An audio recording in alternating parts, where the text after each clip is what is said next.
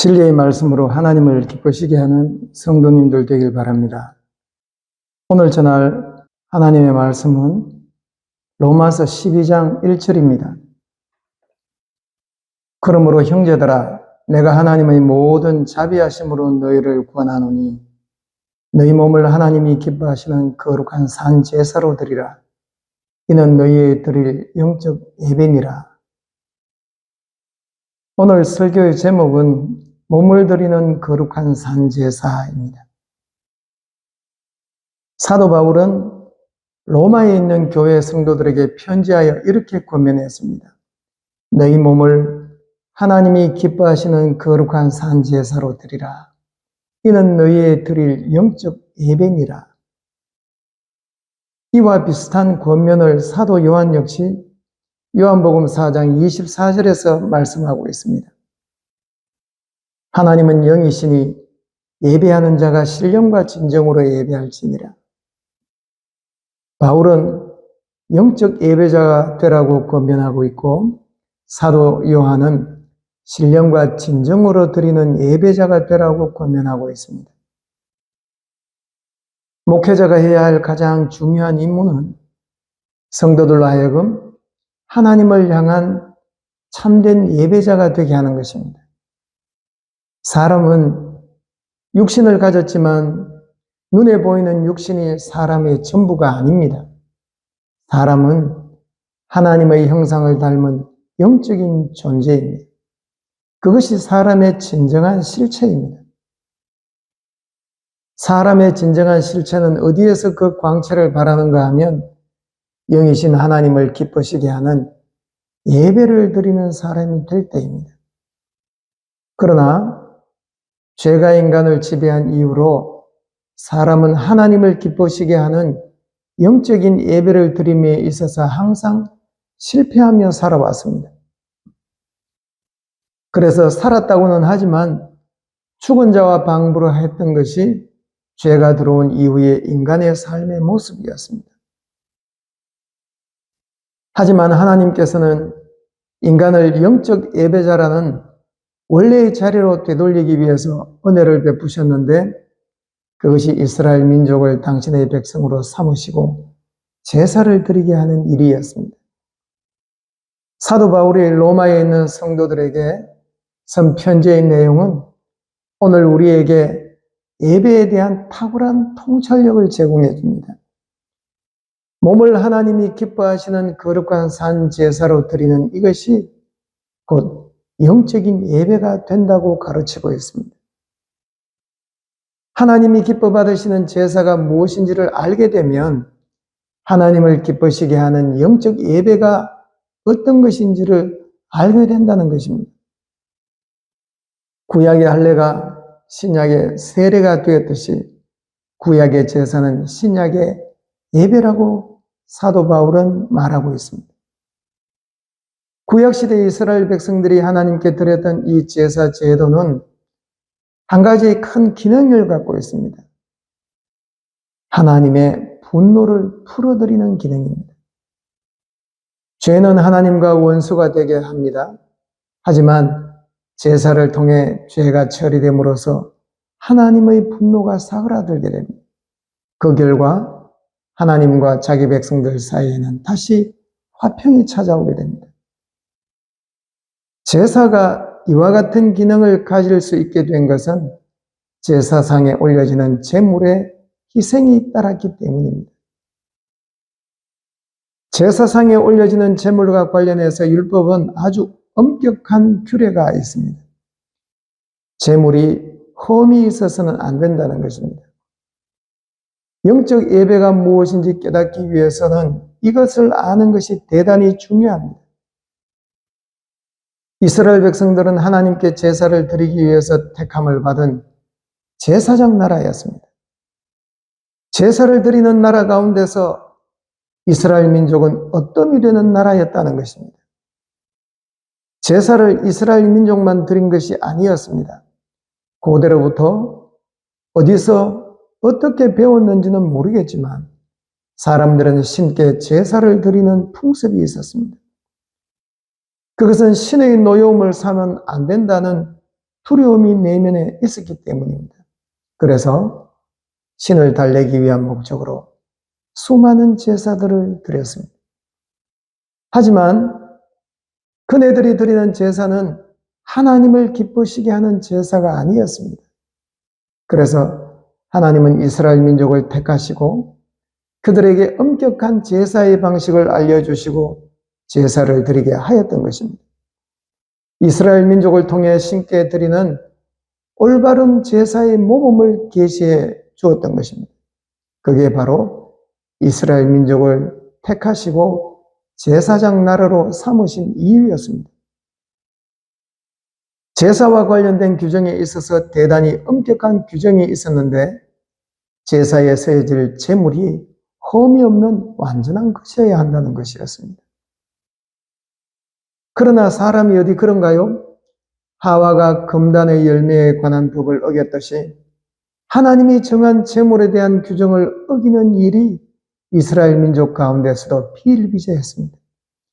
이스라엘 민족의 제사의 역사를 추적하면 쉽게 알 수 있는데 제사에 쓰이는 제물에 대한 규칙을 어기고 제물을 드리는 일이 있었습니다. 건강하고 온전한 제물을 드려야 하는 것이 하나님이 정한 법이었음에도 불구하고 이스라엘 민족은 병든 것 혹은 험이 있는 짐승을 제사의 제물로 드린 것이었습니다. 껍데기를 벗기고 각을 떠버리면 건강한 놈이었는지 병든 것이었는지 분간이 안 되었기 때문이었습니다. 이 일에 제사장들이 앞장을 서서 하기도 했습니다. 그래서 제사장들은 제사를 통해 많은 이득을 챙겼습니다. 이스라엘 민족의 멸망은 제사를 잘못 드림으로 발생했다고 해도 과언이 아닐 것입니다. 제사장 나라로 불리움을 받은 이스라엘 민족이 제사를 엉터리로 드리다 보니 나라가 망할 수밖에 없었던 것입니다. 제사를 통해 하나님을 영화롭게 해야 할 민족이 오히려 제사를 통해 하나님의 진노를 쌓았던 것이었습니다. 그러다 보니 수없이 제사는 드렸지만 하나님과의 화평은커녕 하나님과의 사이는 점점 멀어지게 되었던 것입니다. 로마서 12장 1절 하나님을 기쁘시게 하는 제사에는 큰 비밀이 있습니다. 사실 이것은 비밀이라고도 할 수도 없지만 오늘날에는 이것이 비밀같이 되어버렸습니다. 그것은 제사의 제물이 되는 몸의 거룩함이 어떤 것인지를 잘 모르고 있기 때문입니다. 구약의 하나님이 기뻐하시는 제사를 드리기 위해서는 제물이 온전해야 했습니다. 신약의 하나님이 기뻐하시는 산 제사를 드리기 위해서는 성도의 몸이 거룩해야만 합니다. 그러할 때 영적인 예배자, 신령과 진정으로 예배를 드리는 자가 될 수가 있습니다. 그러면 몸이 거룩하다는 것은 어떤 의미입니까? 몸의 거룩함이 어떤 것인지를 우리에게 그림책처럼 계시해 주는 곳이 있습니다. 그곳은 바로 에덴 동산입니다. 하나님이 에덴을 복으로 가득 채우시고 거룩한 땅이 되게 하였습니다. 그 결과로 에덴 동산은 사람들이 먹기에 좋은 아름다운 열매가 가득한 동산이 되었습니다. 그래서 에덴은 거룩한 동산이었습니다. 먹을 것이 없는 황량한 동산이었다면 결코 에덴이 거룩한 동산이었다고 말을 할 수가 없습니다. 인간의 육체는 그 재료가 흙입니다. 그러나 인간의 육체는 그냥 흙이 아닙니다. 하나님의 전능한 능력이 더해짐으로써 신령한 거룩한 몸이 되었습니다. 그래서 최초의 인간의 몸은 거룩한 에덴 땅과 유사했습니다. 에덴 땅이 아름다운 먹거리로 가득한 거룩한 땅이었다면 인간은 하나님의 거룩한 형상이 충만한 성령의 열매가 가득한 그러한 몸이었습니다.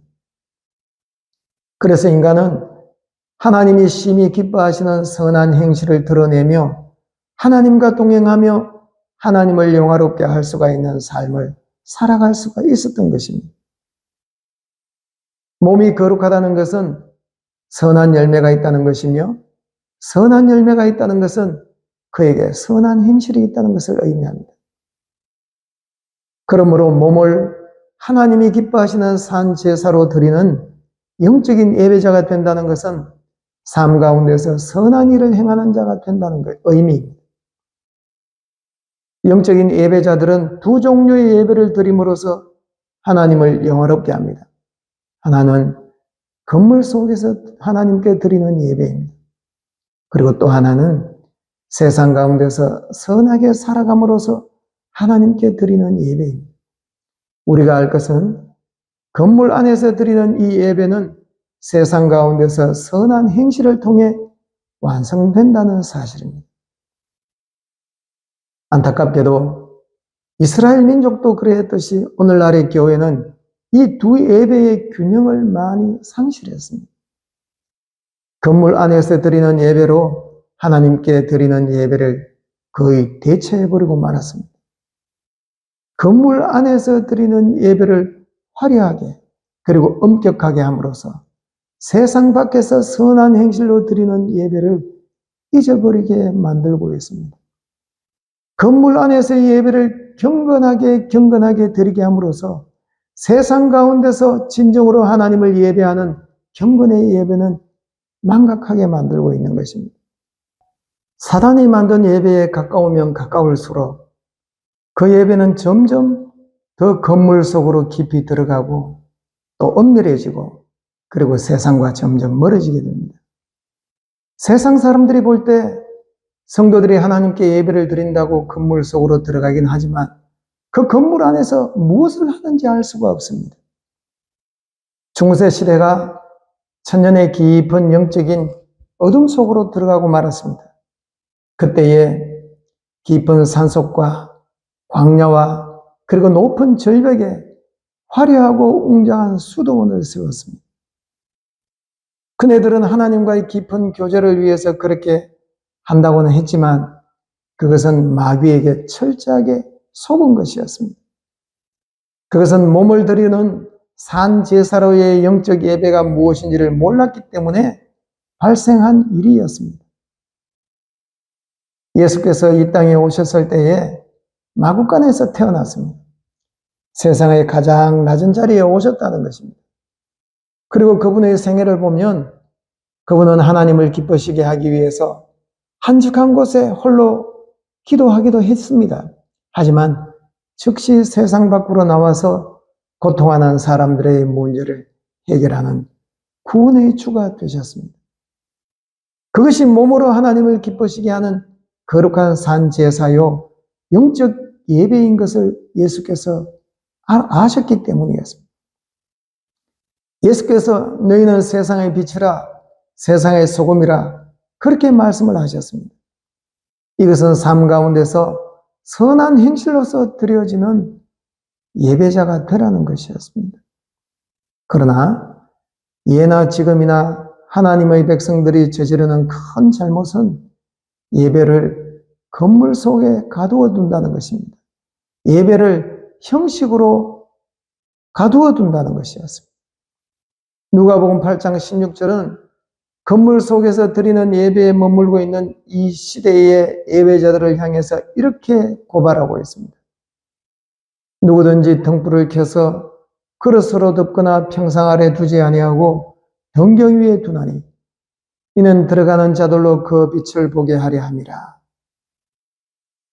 세상 사람들이 기독교에 대한 반감이 크고 또 무덤덤하게 여기는 것은 오늘날의 예배자들이 건물 안에서만 빛을 발산하기 때문입니다.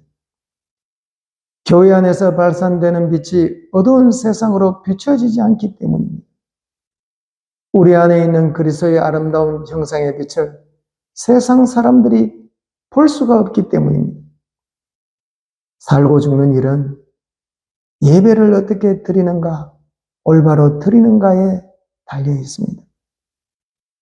그리스도인들의 예배는 영적이어야 합니다. 신령과 진정의 예배가 되어야 합니다.